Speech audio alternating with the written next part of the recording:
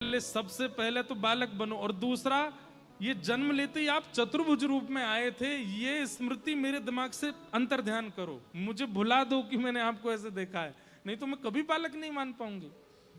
ठाकुर जी बोले ठीक है माँ। भगवान छोटे से बन गए, मैया के स्मृति से ये चला गया कि ठाकुर जी चतुर्भुज रूप में आए। अब मैया को सीधा होश क्या आया कि जन्म लेते ही ये नन्हा सा बालक मेरी गोद में। ठाकुर जी धीमे धीमे रोने लगे। देवकी मैया ने हृदय से लगाया, पयोधर का पान कराया। जब मातृवत प्रेम ठाकुर जी को कर दिया, तब वसुदेव जी ने गोद में लिया ठाकुर जी को, और भगवान ने फिर वसुदेव जी से कहा, देखो पिताजी आपको तो पता है कि मैं परमात्मा हूं, अब कृपा कीजिए, कुछ दिन के लिए मुझे ब्रज जाना पड़ेगा। अब हम ब्रज में प्रेम की स्थापना करेंगे, ज्ञान की स्थापना, वैराग्य की स्थापना सब अवतारों में हो गई, लेकिन इस कृष्णावतार में हमें स्वच्छंद रस प्रेम की स्थापना करनी है, और उसके लिए हमें व्रज जाना पड़ेगा। इसलिए आप कृपा करके हमको गोकुल छोड़ करके आओ।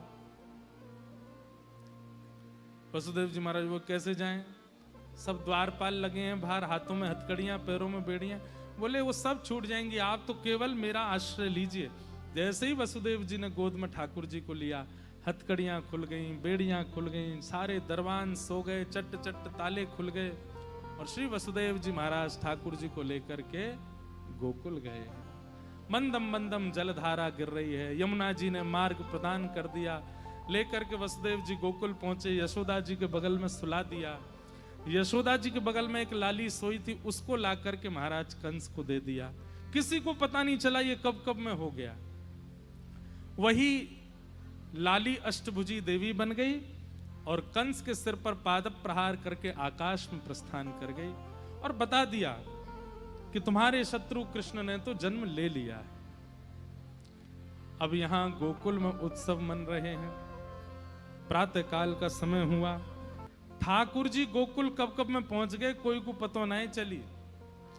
लेकिन भैया नंद बाबा 80 बरस के है गए, नंदरानी 80 बरस की है गई, अभी तक लाला नाए भयो।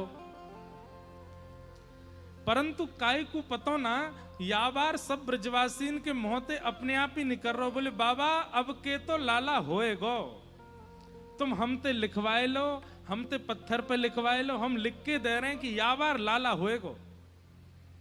नंद बाबा की दो बहन हैं, नंदा और सुनंदा। नंदा और सुनंदा ये दोनों सुबह सुबह गई, तो देखिए नंद रानी यशोदा तो गहरी नींद में सोई हैं, और बगल में नेक्स्ट एक बालक सोया है, चद्दर ओढ़ रखी है, यूं ना पता चल रही कि लाला है कि लाली।